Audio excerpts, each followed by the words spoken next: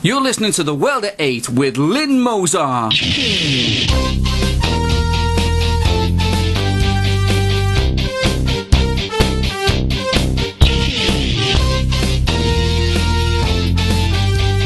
World at 8, the number one in nationalist news. Highlights of the news today, the 29th of February. Illegal immigrant gets 8 months for benefit claims. Ex-Pink Floyd star Roger Waters claims Falklands belongs to Argentina. EU ambassadors to Belarus have been recalled. Ireland stuns Eurozone countries with referendum plans.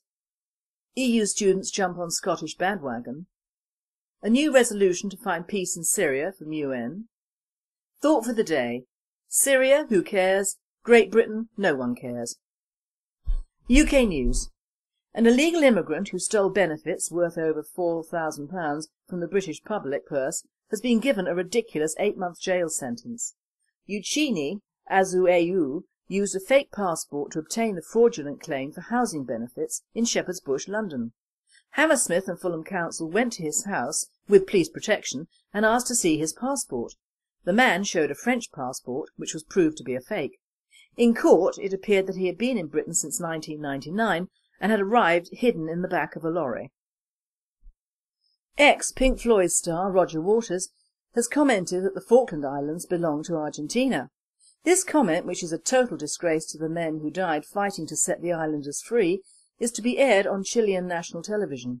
Waters' strange comment was aired at the same time that Chile has shown recent interest in supporting Argentina regaining the Falklands now that oil has been found. It is the second time that Pink Floyd family involvements have been anti-British. It was the son of Pink Floyd member David Gilmour who was caught swinging from the cenotaph, Britain's most sacred of war memorials. Charlie Gilmour received a well-deserved 16-month jail sentence. Roger Waters left the band in 1984. One spokesperson has commented, "It was the British people who made Pink Floyd millionaires by purchasing concert tickets and buying records over 35 years, and this is how they treat the hand that fed them. Just like a rabid dog." Euronews. EU ambassadors to Belarus have been recalled in a tit-for-tat game being played between the EU and Belarus over its human rights records. The Belarus president of the former Soviet state, Alexander Lukashenko, is said to be in hot water over the allegations when the head of the EU commented that the expulsion of the EU officials from Belarus was a hostile act. Ireland has stunned the rest of the Eurozone countries with a referendum plan on the European Union's fiscal treaty. This move, one source has claimed, could shatter the Eurozone into pieces. Students in the EU are applying for places in Scottish universities. It is believed that over 17,000 applications have been received to have their education in Scotland this September. The number is up 6% on 2011, at which the figure stood at just over 16,000.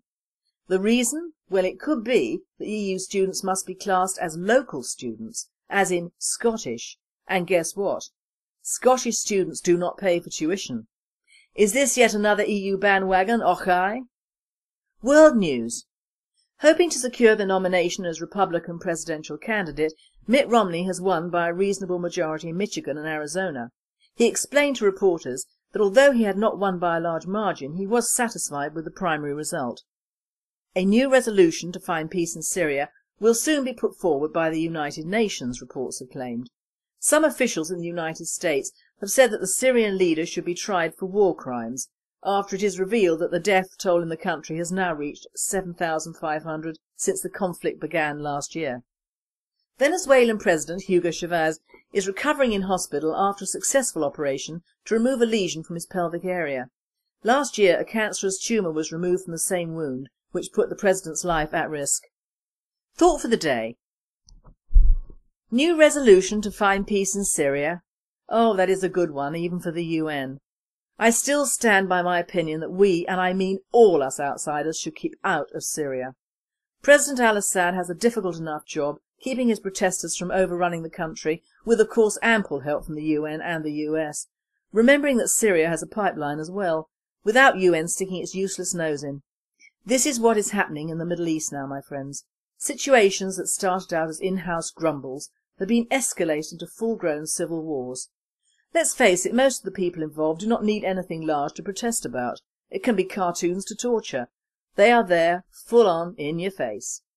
The outside media fan the flames on short news days with tales of civilians being killed in the city. Well, unfortunate though that may be, if Homs is the centre of the civil disobedience, then any government worth their salt would attack it. That is the price you pay for objecting in any Middle East country, and indeed some larger Far East countries. Try China for objecting to anything, let alone civil rights. The unfortunate death of a reporter in Homs just highlights the dramatics of it, and the hard fact is they should not be there in the first place. Another sad fact is about Libya, and if Gaddafi and his regime are proved not to be responsible for the terrible Lockerbie disaster, then we have ruined and divided a country and killed its head of government for what? Not revenge, for something that cannot be laid at their door, but for oil. And the stinger? The Scottish-French oil deal is not ours at all. A salutary lesson, I think, in interfering on foreign shores. The hard fact is that powers that be are using the Middle East to take people's minds off the real, hard facts of living in Europe today, few of which are reported. Why not send reporters out to our north of England towns, where problems of Asian grooming and paedophilia are rife, Asian on white attacks are the unreported norm, and the whole northern and Midland towns are lost to us nationalists, or indeed anyone of indigenous origins.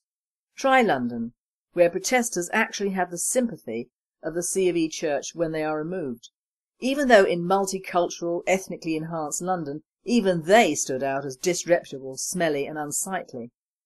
All these enhanced troubles away from our shores take our minds off actually thinking on not only what is happening at home, but what we can do about it. Face facts, my friends, we are being marginalised as a people. Despite what some say about our ethnic genealogy not having changed in 12,000 years, true, ours hasn't, but the demographics of the expanding population have and are changing.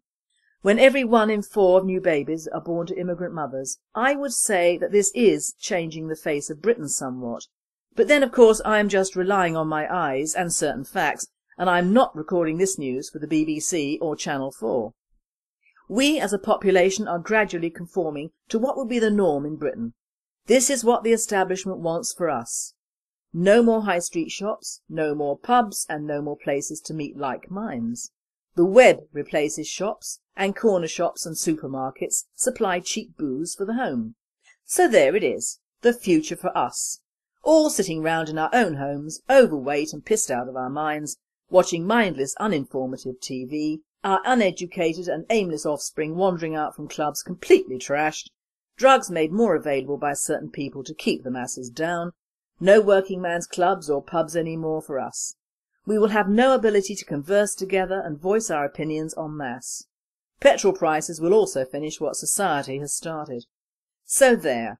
I have covered the Middle East and finished up in good old Blighty, with a sobering thought.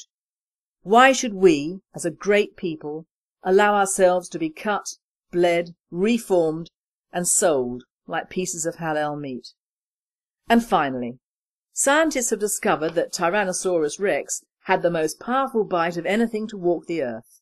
The huge dinosaur, named T-Rex for short, had a bite which put Jaws, the great white shark, to shame 3 times over.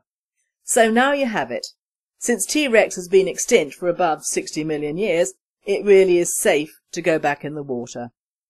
You have been listening to The World at 8. I am Lynn Mozart, and may I wish you all a very happy and safe good night.